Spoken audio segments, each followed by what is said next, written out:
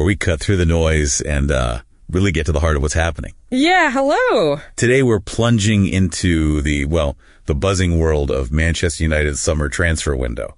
Always busy there. It really is. And this isn't just another preseason, is it? It feels like a pivotal moment. Ruben Amorim's first full season and the INEOS project. They're making some intriguing moves. Absolutely. And our mission today really is to try and distill the most important bits from the recent reports.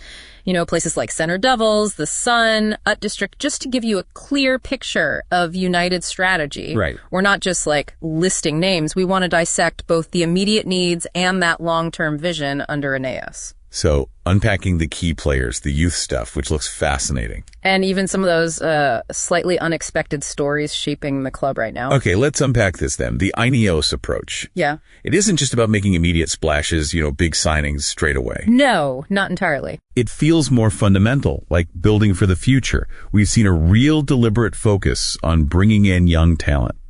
Before we dive too deep there, could you just maybe set the stage on what this INEOS project actually means for how United operates now? Sure. Yeah. For anyone maybe not fully up to speed, the INEOS project isn't just, new money coming in. It seems to signal a proper restructuring. Okay. It looks like a commitment to, sustainable long-term success. Think data-driven decisions, a revitalized academy, a clear tactical identity under Amorim. Right. And their whole hiring approach, it explicitly looks for people who can, and this is their phrase, lead the Red Devils of the future, not just plug a gap now. Okay. And this summer, we're seeing that commitment play out, especially with the youth recruitment. Like, for instance, Manchester United are apparently the front runners for Fulham's Seth Ridgeon. And Ridgeon, he's not just any 16-year-old prospect, is he? The reports highlight he's captain for Fulham and England U17s. That suggests something more. Exactly. It's not just about raw talent, though he clearly has that. Pursuing Ridgeon, it kind of signals this shift, doesn't it? Targeting established youth leaders. Right. Cultivating that mentality early. Yeah, from the grassroots up. It suggests INEOS values character, leadership, just as much as ability. And United apparently holds him in really high regard internally. Scouts have been tracking him for a while. So Fulham are trying to keep him. Other clubs are interested. Oh, yeah. Fulham are working hard on a long-term deal. Lots of top Premier League clubs sniffing around. But United being proactive here, it feels like a statement about the kind of future leaders they want. And it's not just Ridgeon, is it? United are also reportedly talking to another 16-year-old midfielder, Tyrese Noubissie. And this one's from City. Yeah, from the rivals. This isn't just a standard youth transfer, given the backstory. What's the story there? Well, it's pretty remarkable, actually. City signed Noubissie from Leicester back in 2023. He was only 14, and they paid £1 million. $1 million at 14. Yeah, described as a crazy fee at the time. Shows how highly rated he was even then.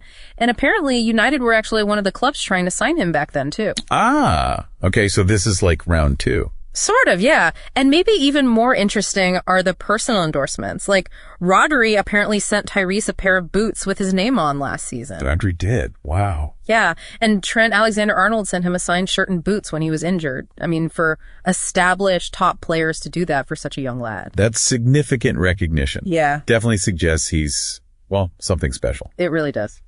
So, okay, beyond those endorsements, how does his actual playing style fit? Yeah. Especially with Amorim's system in mind. Well, the descriptions sound ideal, actually. Strong, elegant defensive midfielder, good left foot, great passing range, vision. And specifically, he's called press resistant and a ball-carrying playmaker. Those are two things Amorim really values, Right. For that high-intensity game. Need players who can handle the pressure. Exactly. Players who can keep the ball, drive forward from deep, dictate the tempo. That's crucial in his system. And Noubissie also won player of the tournament for City at U15 level, captain France and Leicester youth teams. So leadership's there too. Impressive. And the reports mention United really rolled out the red carpet. Tours of Old Trafford, Carrington. Yeah, and key academy figures leading the talks. Fedorenko, Nick Cox, Travis Binion. Then Jason Wilcox joined in. Wilcox getting involved is interesting. And Amorim himself even made a brief appearance. Okay, that is a powerful statement. You don't often hear about the first team manager getting involved at that level for academy signings. No, you really don't. It's another sign of this deliberate plan, this ploy to spark a generation of Wonderkids, as one report put it. Right. They've already signed Harley Emsden-James this summer. You had Cheeto Obi last year, the Shockwave signing, who just got bumped from shirt number 56 to 32, by the way. A little nod to his progress. Exactly. And Aiden Heaven from Arsenal, that was seen as an impressive coup. Plus, Diego Leon set to join the U21 soon. Sekou Cohen's developing at Carrington. It feels very systematic. Like they're really trying to build maybe the best academy environment out there. That seems to be the goal. They cannot be accused of any tardiness in the youth department, is how one source put it.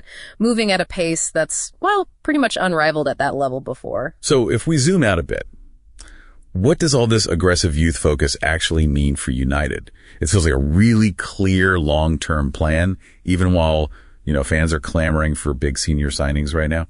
It means they're properly investing in the foundations. While the first team rightly grabs the headlines, INEOS seem to be building this pipeline of talent. Talent that fits the philosophy, fits the leadership profile they want. It's not just buying kids. It feels like curating a culture from the bottom up. A way to ensure, hopefully, a more sustainable future, regardless of, the craziness of the transfer market year to year. That makes a lot of sense. But yeah, of course, the big names do grab the headlines. Let's pivot to those immediate high-stakes deals swirling around Old Trafford. United pushing hard for Bryan Mbeumo from Brentford. He's a top target, right? Yeah, definitely seems high on the list. They've had 2 bids knocked back already, apparently preparing a third. Right. But the situation for Brentford is interesting. Do they need to sell him for, say, £60 million? Especially if Norgard's gone to Arsenal for 10 meters and there's maybe £40 coming in for Wissa from Spurs or Forest. Oh, point. They might feel less pressured financially. Possibly, although it's telling that Rio Ferdinand's actually come out and said United should just meet the reported £65 million release clause. Really? Rio said that? Yeah, basically saying just get it done. And adding another layer, Mbeumo himself is reportedly getting frustrated. Apparently told Brentford 5 weeks ago he wants the move to United. Ah, okay.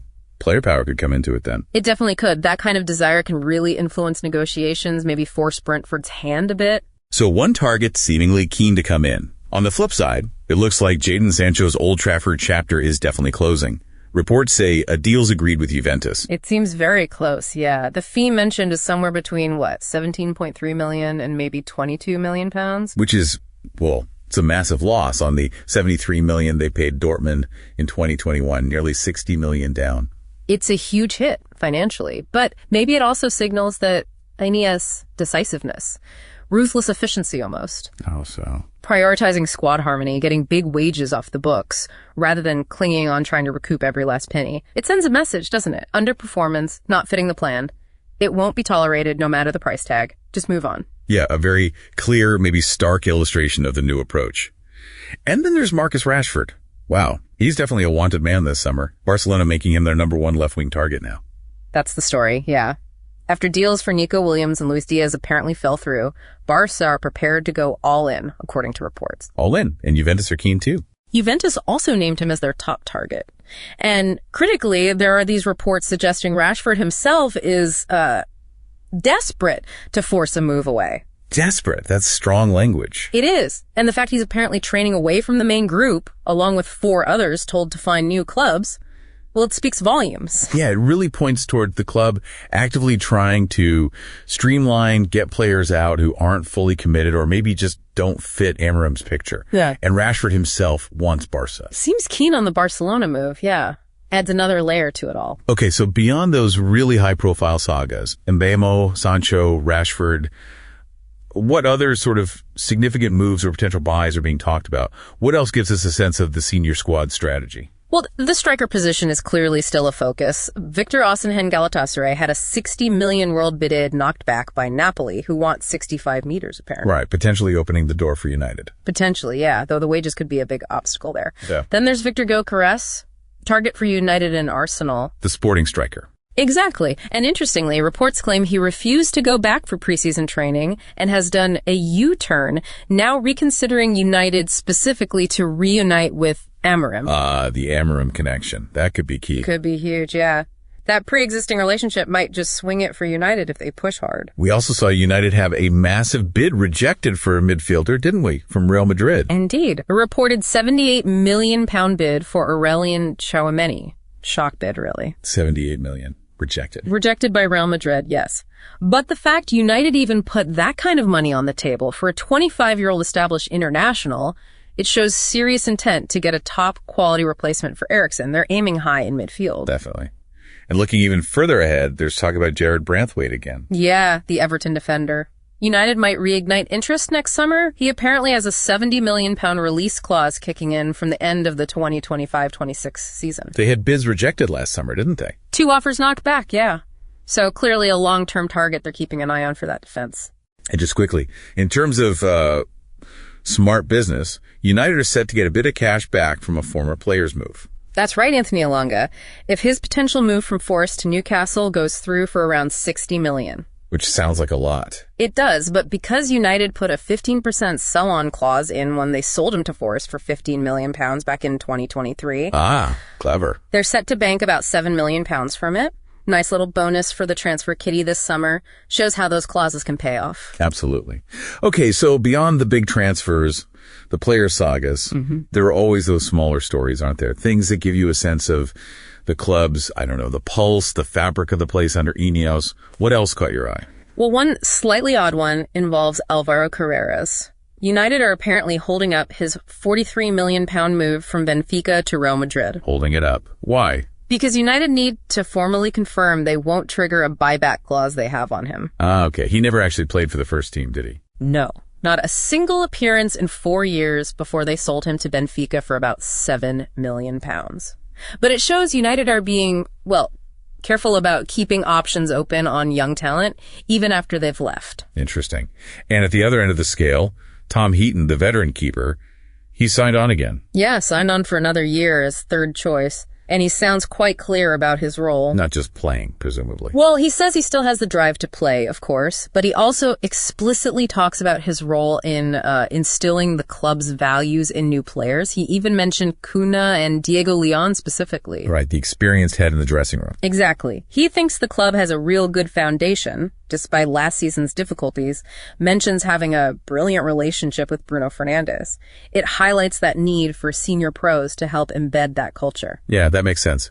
Changing gears a bit. There's also some off-pick stuff around Alejandro Garnacho. Ah, yes, the Instagram unfollowing saga with his girlfriend again. That sparked the usual rumors. Right, but more significantly for the club. More significantly, yeah. Reports say he hasn't been allowed back for preseason training with the main group yet. Oh. Apparently, he's still expected to leave this summer. He was one of those 5 players given an extended break, specifically to try and sort out a move. Okay, so that reinforces the message about clearing out players not in the plan. Seems so, yeah. Very determined approach. And looking ahead just quickly, the preseason schedule, where are they playing? Okay, let's see. They've got Leeds on July 19th in Stockholm. Then over to the U.S., West Ham in New Jersey on the 26th, Bournemouth in Chicago on the 30th, Everton in Atlanta on August 3rd. Right, the U.S. tour. Yeah, and then back home for Fiorentina at Old Trafford on August 9th. And Matheus Cunha, the new signing, he's already been spotted in training pics, so things are starting to ramp up. Okay, good stuff. So look, we've really seen a clear picture emerge today, haven't we? Manchester United summer. It feels very much like a dual strategy. Yeah, definitely. On one hand, this really aggressive, forward-thinking youth recruitment, building future leaders, not just players. And on the other, this high-stakes senior transfer window, complex talks, big potential incomings, significant outgoings. Yeah. It feels like a period of really intense change, strategic building under Amorim and INEOS. Absolutely. Which kind of leads us to the final thought, really. What stands out most to you from all this? As United navigates this, well, crucial summer, how do you think that focus on nurturing future talent balances against the immediate pressures, you know, the need for results now in top-tier football? That's the big question, isn't it? And maybe looking beyond just the names coming in or going out, what will actually define success for them by the time this window shuts?